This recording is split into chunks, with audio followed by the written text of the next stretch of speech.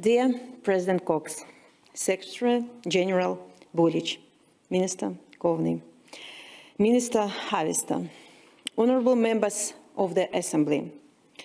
Today, we speak about Senator Klich's report on the role of the Council of Europe. It made me think of the man who first publicly proposed the creation of this organization to unite Europeans around their democratic values, Sir Winston Churchill. A few days ago, I watched his address given in Zurich not long after the Second World War.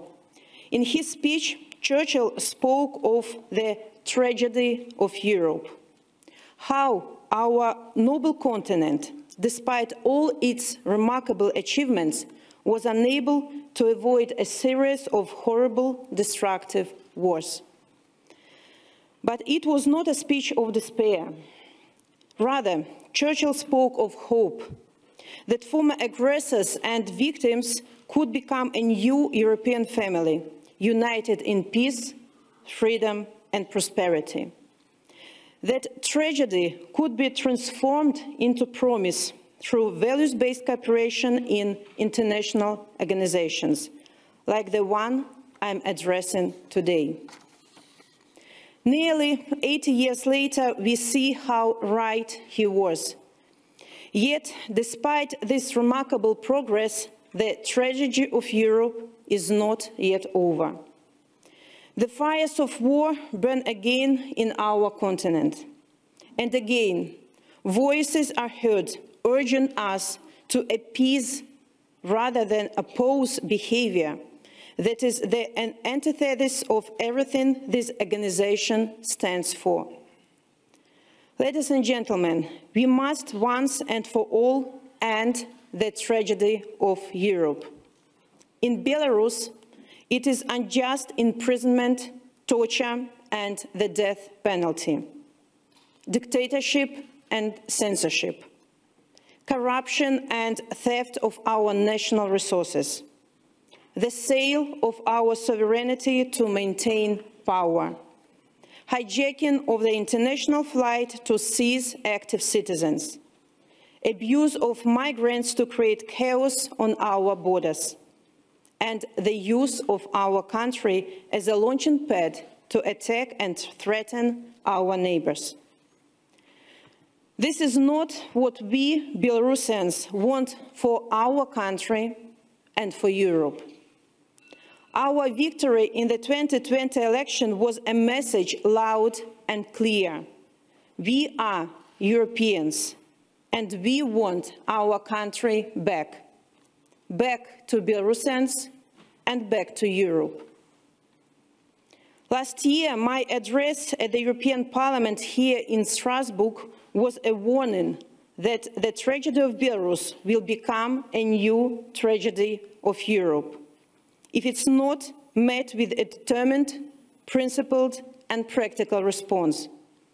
In light of events since then, I was right. This message has only become more urgent. Will the tragedy of Europe continue because good governments give up on their values and fail to act in time? Ukrainians haven't given up on those values, and they have shown the courage to act. They know that an attack on their sovereignty is an attack on the sovereignty of all.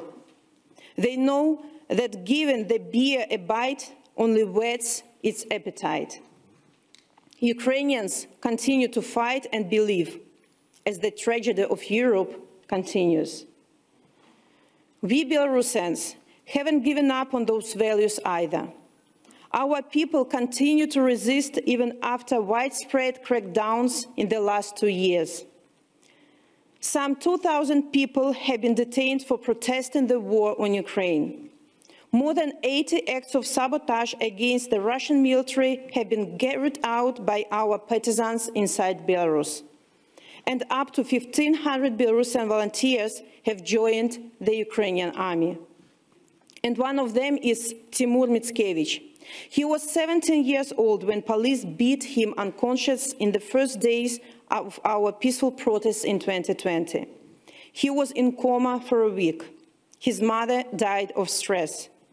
Our people helped Timur to flee to Czechia, where doctors got him back on his feet. And this spring, he went to defend Ukraine. Timur understands that the threat Ukraine faces today is bigger than a threat to just one country. That the fight in Ukraine is a fight for your freedom and ours. Timur, like many Belarusians, continues to fight and to hope as the tragedy of Europe continues. If the aggressors are allowed to prevail, prospects for freedom and security in Europe will diminish substantially. An emboldened empire with more than a foot inside Europe's door. New threats across the region, new resources to manipulate. If, however, the current threat is contained, if we become together to demonstrate that respect for freedom and human rights are the basis for peace and prosperity, we may yet overcome the tragedy of Europe. In order for that to happen, we must sanction the aggressors that threaten us. At the same time, we must extend a hand of friendship and support to the people of those countries. This is an important distinction. The regime that do wrong should be punished. At the same time, ordinary people who do right should be encouraged. Encouraged because one simple fact: we belong to Europe. Dear ladies and gentlemen, we need to have more Council of Europe in the lives of Belarusians and more Belarus in the Council of Europe. This cooperation should be built along two major avenues: institutional building and society development. And I'm asking today the Council of Europe to establish a steering committee on the relations with Belarus. It should be composed of the various bodies of the Council of Europe and the representatives of the democratic forces and civil society of Belarus. This group would jointly determine the priority areas of cooperation. It will conceive, prepare, and launch assistance programs and projects and oversee their implementation. This is one, but a very concrete and practical step. And it is also my simple answer to today's question of the discussion on what is the role of the Council of Europe. The role of the Council of Europe is to bring Belarus closer already now. Ladies and gentlemen, we have the history of our continent to show us the way. Our values are our strength. And today we must use every bit of our strength to defend those values for the sake of all Europe. We have the power to end the tragedy of Europe once and for all, and to hold out the promise of Europe to all who aspire to live together in freedom, peace and prosperity. So let us do it. Thank you. Живе Беларусь.